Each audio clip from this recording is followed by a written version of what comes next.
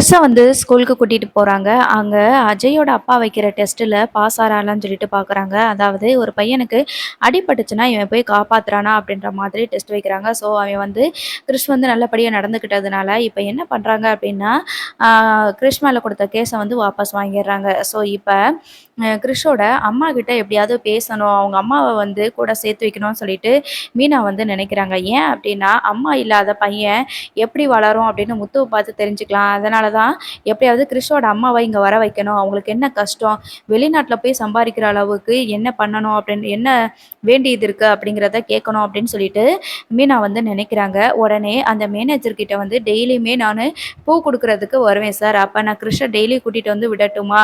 கொஞ்ச நாளைக்கு எங்க வீட்ல இருந்து வரட்டுமான்னு சொல்லிட்டு கேட்குறாங்க. அதுக்கு கார்டியன் தான் பதில் சொல்லணும். நான் ஒண்ணும் பண்ண முடியாதே அப்படின்னு சொல்லிட்டு மேனேஜர் சொல்றாரு.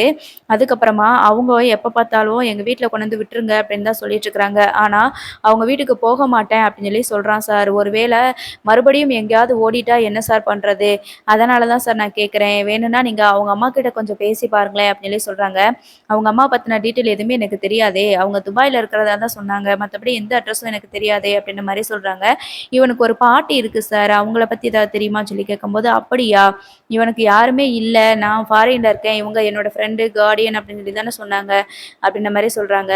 அதுக்கப்புறம் அப்படியா சார். ஆனா இவனுக்கு ஒரு பாட்டி இருக்கு. அவங்களும் இவன விட்டுட்டு தனியா போயிட்டாங்க. அதான் என்ன பிரச்சனைன்னு எனக்கு ஒண்ணுமே புரியல சார். இவங்க அம்மா யாருன்னு தெரிஞ்சாலாவது இவன்கிட்ட இவன் கூட சேர்த்து வச்சிரலாம். அவங்களுக்கு என்ன பிரச்சனை அப்படிங்கிறதாவது தெரிஞ்சுக்கலாம்.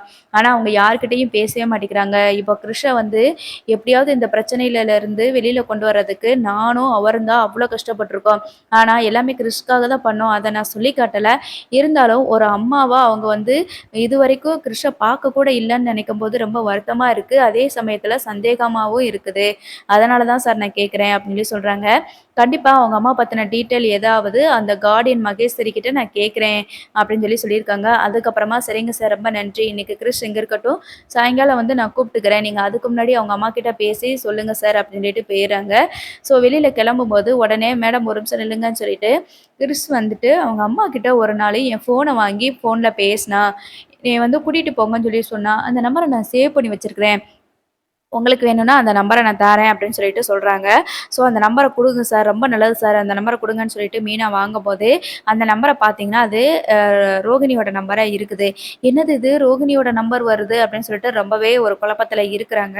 இத பத்தி நம்ம கரெக்ட்டா எல்லா விஷயமும் தெரிஞ்சதுக்கு அப்புறம் தான் பேசணும் அப்படின்னு சொல்லிட்டு, இப்ப இவங்க என்ன பண்றாங்கன்னா, உடனே இதுதான் இதுதான் கிறிஷோட அம்மாவா? இவங்க தான் கொண்டு வந்து சேர்த்தாங்களா? அப்படின்னு சொல்லிட்டு மீனா அவங்க செல்லுல இருக்கிற ரோகிணியோட ஃபோட்டோவ காட்டுறாங்க.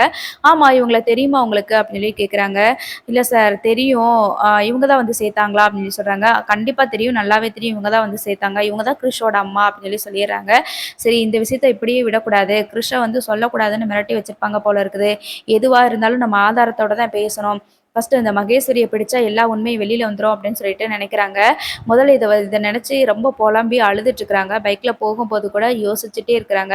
இந்த விஷயத்த பத்தி அவர்கிட்ட முதல்ல சொல்றதுக்கு பதிலா மகேஸ்வரி கிட்ட விசாரிப்போம்னு சொல்லிட்டு நினைக்கிறாங்க.